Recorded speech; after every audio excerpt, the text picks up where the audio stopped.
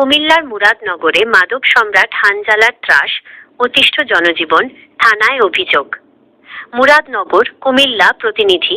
কুমিল্লার মুরাদনগর উপজেলার বাংরা বাজার থানা এলাকায় মাদকের স্বর্গরাজ্য গড়ে তোলার অভিযোগ উঠেছে হানজালা ভূঁইয়া বিদ্যুৎ নামের এক যুবকের বিরুদ্ধে। নিজেকে মাদক সম্রাট হিসেবে জাহির করা এই ব্যক্তির অত্যাচারে এখন দিশেহারা স্থানীয় সাধারণ মানুষ। মাদক কারবার, চাঁদাবাজি এবং সন্ত্রাসী কর্মকাণ্ডের মাধ্যমে এলাকায় ভয়ের সংস্কৃতি কায়েম করার অভিযোগে তার বিরুদ্ধে বাংরা বাজার থানায় একটি আনুষ্ঠানিক অভিযোগ দায়ের করা হয়েছে।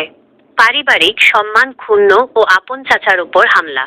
স্থানীয় সূত্রে জানা গেছে, হানজালা বিদ্যুতের মাদক কারবার এবং নারী কেলেঙ্কারির মতো জঘন্য কর্মকাণ্ডে লিপ্ত হওয়ার কারণে ঐতিহ্যবাহী ভূঁইয়া বংশের মান সম্মান মারাত্মকভাবে ক্ষতিগ্রস্ত হচ্ছে।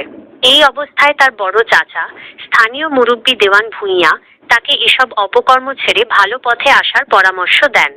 কিন্তু সঠিক পথে ফিরে আসার পরিবর্তে তিনি চাচার ওপর ক্ষিপ্ত হয়ে ওঠেন। অভিযোগ রয়েছে, হানজালা তার মাদকাসক্ত সঙ্গীদের নিয়ে প্রকাশ্য দিবালোকে চাচা দেওয়ান ভূঁইয়ার পুকুরে হানা দেন এবং জোরপূর্বক সমস্ত মাছ ধরে নিয়ে যান। খুনের হুমকি ও জননিরাপত্তা ঝুঁকি। ভুক্তভোগী পরিবার জানায়, কেবল লুটতরাজ নয়, হানজালা ও তার বাহিনী দেওয়ান ভূঁইয়াকে প্রাণে মেরে ফেলার হুমকিও প্রদান করেছে।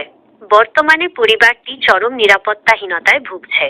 স্থানীয়দের দাবি, এই মাদক কারবারির দাপটে সাধারণ মানুষ মুখ খুলতে সাহস পায় না, যার ফলে তার অপরাধের মাত্রা দিন দিন বেড়েই চলেছে। প্রশাসনের হস্তক্ষেপ কামনা। এলাকাবাসীর দাবি, যুব সমাজকে ধ্বংসের হাত থেকে বাঁচাতে এবং এই অঞ্চলের শান্তি ফিরিয়ে আনতে অতি দ্রুত হানজালা ভূঁইয়া বিদ্যুৎকে আইনের আওতায় আনতে হবে।